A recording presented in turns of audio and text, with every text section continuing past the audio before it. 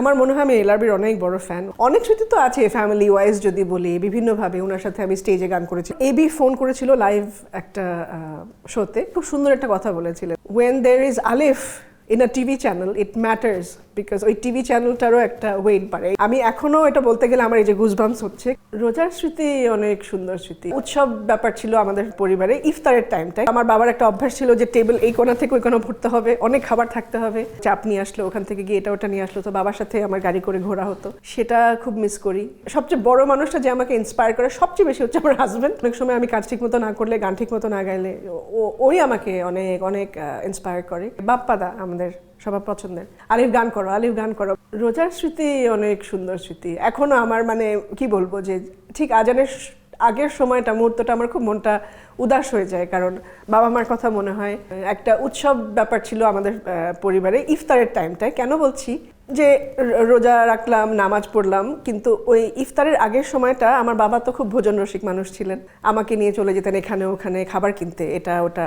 বাসায় তো হচ্ছে আমার মা খুব ভালো রান্না করতেন, মা রান্না করতেন বিভিন্ন জিনিস, কিন্তু আমার বাবার একটা অভ্যাস ছিল যে টেবিল এই কোণা থেকে ওই কোণা ভরতে হবে, অনেক খাবার থাকতে হবে। তো এখানে গিয়ে হয়তো চাপ নিয়ে আসলো, ওখান থেকে গিয়ে এটা ওটা নিয়ে আসলো, তো বাবার সাথে আমার গাড়ি করে ঘোরা হতো, সেটা খুব মিস করি। এই স্মৃতিগুলো সবসময় আমার মাথায় থাকে। রাতে একসাথে নামাজ পড়া, একসাথে সেহরি খাওয়া, এটা একটা অন্যরকম। ওনার সাথে আমার যে কত স্মৃতি, আসলে আমার মনে হয় আমি এলআরবির অনেক বড় ফ্যান, ওনার গানের অনেক বড় ফ্যান। আমার যেটা ওনার সাথে স্মৃতি, আমি বলবো যে উনি আমাকে খুব পছন্দ করতেন। আমি এখনো মনে আছে, অনেক স্মৃতি তো আছে ফ্যামিলি ওয়াইজ যদি বলি, বিভিন্নভাবে ওনার সাথে আমি স্টেজে গান করেছি বিভিন্ন সময়ে। একবার সাউথ এশিয়া কাপ না কি যেন একটা এশিয়া কাপ ক্রিকেট ইয়েতে ফিনালেতে গান করলাম আমি এলিটা এলআরবির সাথে গান করলাম স্টেজে। ইট ওয়াজ আ ওয়ান্ডারফুল এক্সপিরিয়েন্স। কিন্তু এটার বাইরে আমি বলবো পারফরমেন্স, কিন্তু পার্সোনাল আমার জন্য একটা বড় ব্যাপার ছিল যে আমি মাছরাঙ্গা টিভিতে জয়েন করেছিলাম, আই ওয়াজ হোস্টিং 3 শোজ ওখানে। তো তখন এবি ফোন করেছিল লাইভ একটা শোতে।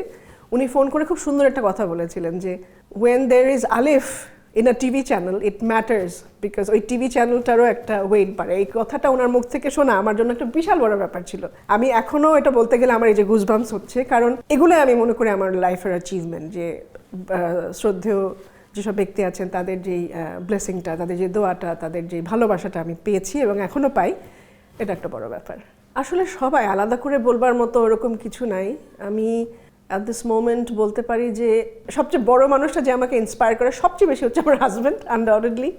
এবং বকাও দেয় অনেক সময় আমি কাজ ঠিক মতো না করলে, গান ঠিক মতো না গাইলে, ওই আমাকে অনেক অনেক ইন্সপায়ার করে। অ্যাচিভমেন্ট বলতে কি, ফ্যামিলির বাইরে যারা আছেন তারা প্রত্যেকেই আমাকে সবসময় ইন্সপায়ার করেছেন। কিছু কিছু মানুষকে মেনশন করেও বলতে পারি আমি, যেমন চিরকুটের সুমি আপা সবসময় আলিফ গান করো, আলিফ গান করো, আলিফ গান করো। তারপরে বাপ্পাদা আমাদের সবার পছন্দের, আলিফ গান করো, আলিফ গান করো। মানে এই যে এই প্রেশারগুলো, আমি প্রেশার এই সেন্সে বলছি, these are positive motivators. That's why আমি প্রেশার হিসেবে বললেও এটা নেগেটিভ কিছু না। এগুলো না উদ্বুদ্ধ করে যে না, আমি আমার গান করা উচিত, আমি যতই অসুস্থ থাকি যাই থাকি গান করা উচিত। সো আমি বলবো এই কিছু মানুষ আমাকে সবসময় ইন্সপায়ার করেছে গান করার জন্য।